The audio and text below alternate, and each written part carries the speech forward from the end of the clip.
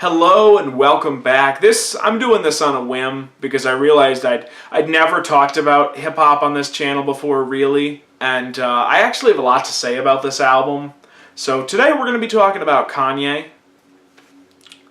Kanye, I feel like, has spent so much of the last 6 to 7 years methodically destroying whatever positive legacy he has and whatever good PR he ever may have had, that I think it's almost easy for people to forget that Kanye is the man who made The College Dropout. You know, the first two Kanye albums are both masterpieces, and if you haven't heard them, you know, if you only know Kanye for stuff like Power or Black Skinhead or The Life of Pablo, you definitely owe it to yourself to check out The College Dropout and Late Registration, because those are some of the smartest, most soulful 2000s hip-hop albums you're going to hear.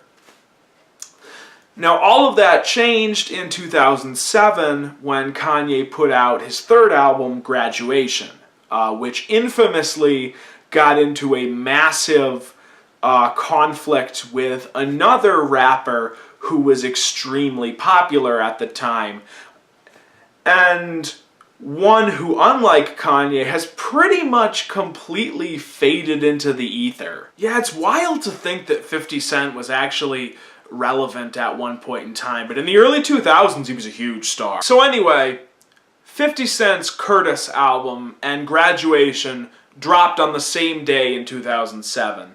And so there was a good old-fashioned battle of the rappers between them for commercial sales. Graduation ultimately won by, I think, a fairly large margin, ushering in a new age of pop rap and, in the words of at least one commentator, sort of killing gangsta rap.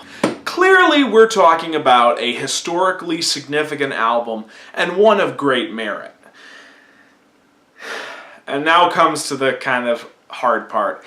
I don't like Graduation. I remember when I first got into Kanye, I was getting all of his stuff. I was just listening to all of it, just devouring his discography and loving everything.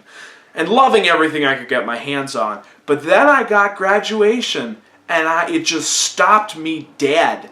And I was like, what is this pop? What is this poorly dated pop nonsense? You know, I remember hearing some of these songs on the radio and hating them at the time, but I didn't know who it was by because I didn't really listen to...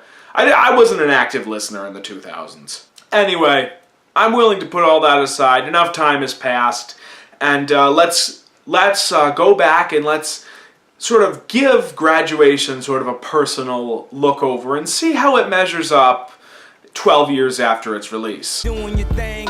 Good morning. Now, like I said, Graduation and Late Registration are night and day.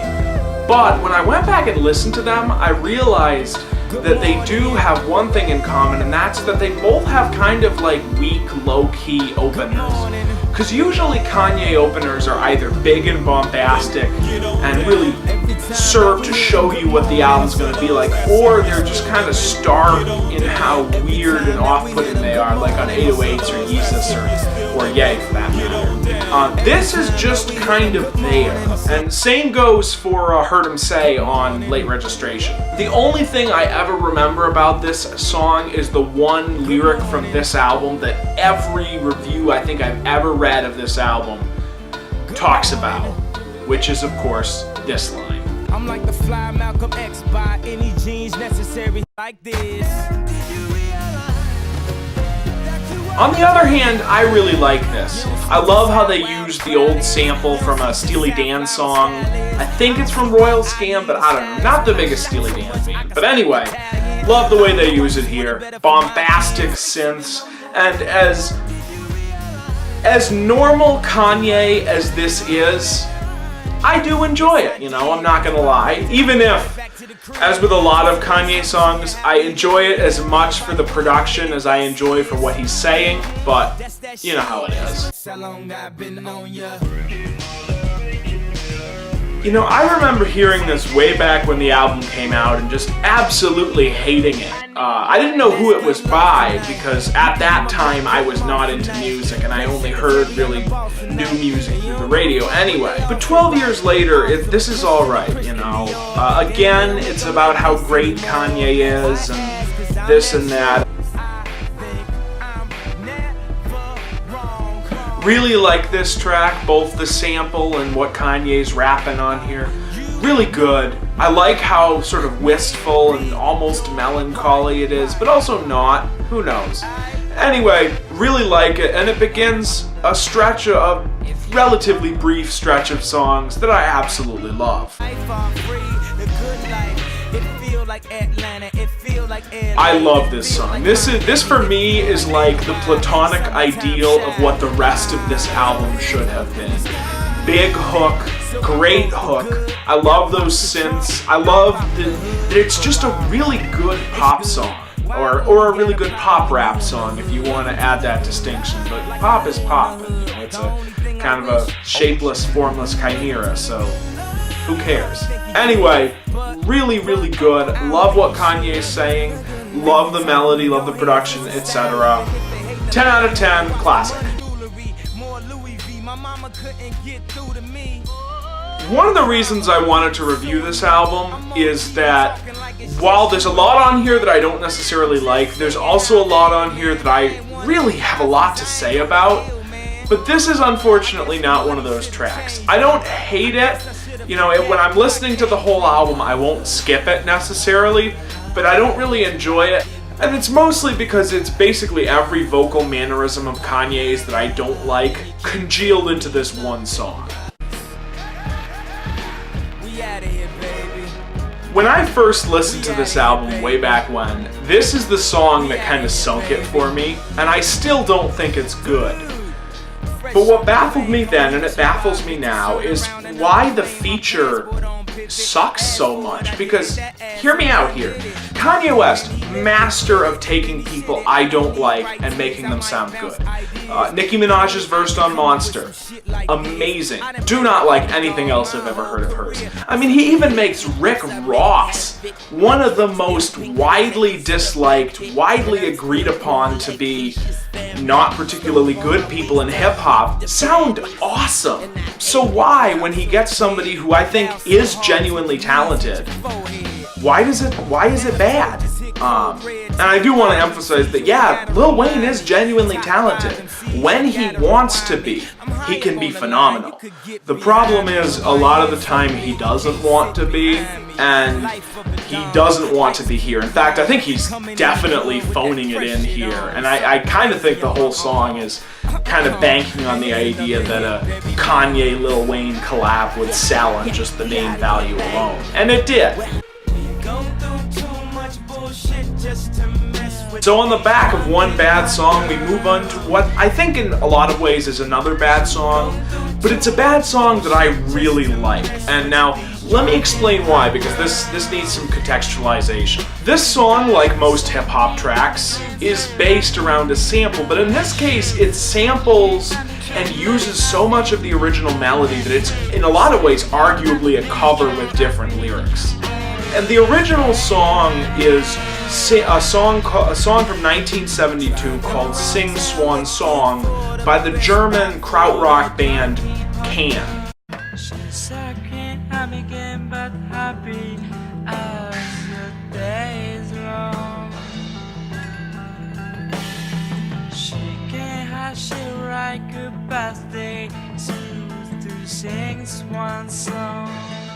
Can are a fascinating band, and I do not have the time to really talk about them in this song review, but the important thing to know is they are very artsy, very esoteric, very mystical, and wildly influential on, I think, electronic music especially.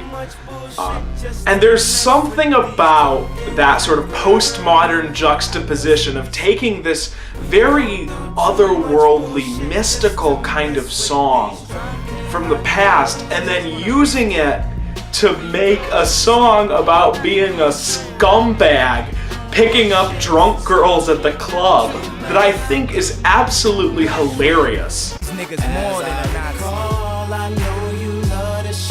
this is probably the other track besides The Good Life that, you know, would be the contender for the best track on the album. Easily my favorite. Love this. I love the chorus, the verses, how it all comes together, those synths in the chorus. Just another perfect pop song. And, you know, I do really, really wish there had been more like this on the album because it's just so good.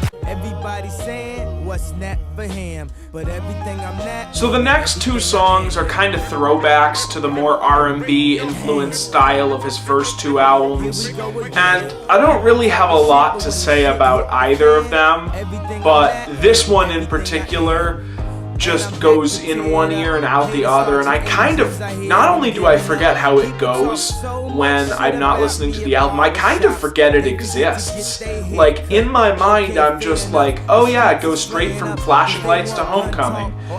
But then every time I listen to the album, I'm like, wait, there's two songs here. What? I like this way more than the last song, but I have probably even less to say about it because I said everything I was going to say in the review for the last song. So, I don't know.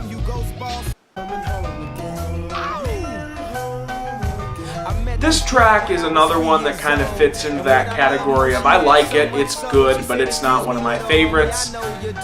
And yeah, it features Chris Martin of Coldplay, band I haven't thought about in a long, long time. Loved them when I was 10 years old, though. Haven't liked anything they've done since Viva La Vida, though.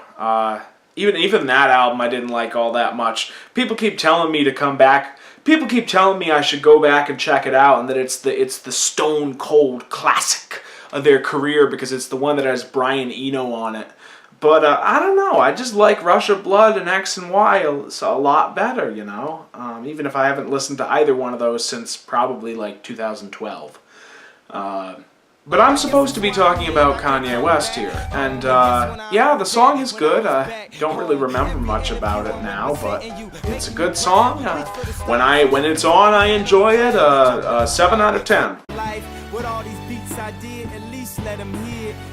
Big Brother is fantastic. Great album closer. Kanye said at the time he thought it was his best song, and while I disagree, it's definitely one of the best he'd written up to that point. It's about his relationship with Jay-Z and No ID, and you know, at the time, I feel like it must have been probably fairly touching. Nowadays, now that Jay-Z and Kanye really supposedly aren't on speaking terms anymore, and Kanye's actually suing Jay-Z, really doesn't go over as well, but I still like it a lot. Again, mainly for the production, but you know, that's kind of what you listen to Kanye for, you know.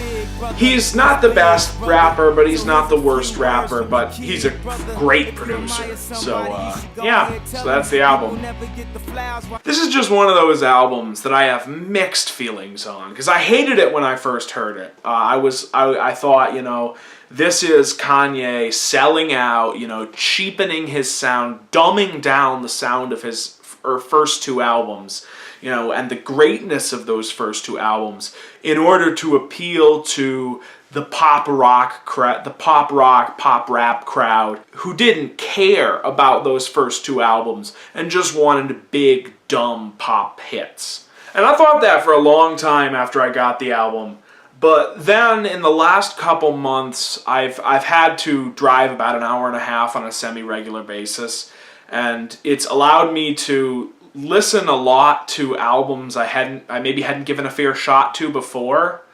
And this is one of those albums that's benefited a lot from that, because even though it's my least favorite of the original Kanye albums, I've sort of gained this appreciation for how well crafted and well written some of these songs are. You know, stuff like Champion, Flashing Lights, The Good Life, Big Brother, you know, that's some grade A pop rap right there. And, you know, for 2007, that's some pretty good stuff. Even if the production horribly dates this album, like outside of The College Dropout, which sounds like an early 2000s hip-hop album. I don't think there's any Kanye album that has aged production-wise as poorly as this one has. You listen to it and you're like, oh yeah, 07 to 09, no doubt about that in my mind whatsoever. But even with that datedness, I think it brings in this sort of cool nostalgia nowadays for those of us who were there at the time and those of us who were around and cognizant of the fact in the late 2000s. You know, it kind of takes you back. That sound and that production style. And, you know, I don't know.